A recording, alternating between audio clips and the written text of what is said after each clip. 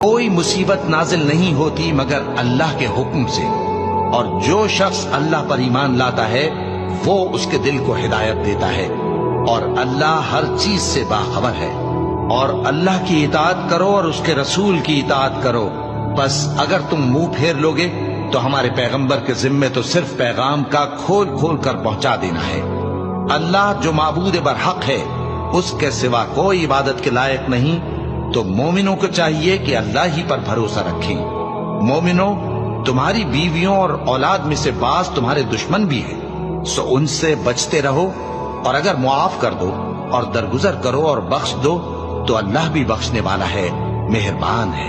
تمہارا مال اور تمہاری اولاد تو آزمائش ہے، اور اللہ کے ہاں بڑا اجر ہے، سو جہاں تک ہو سکے اللہ سے ڈرو اور اس کے احکام کو سنو اور اس کے فرمانبردار رہو اور اس کی راہ میں خرچ کرو، یہ تمہارے حق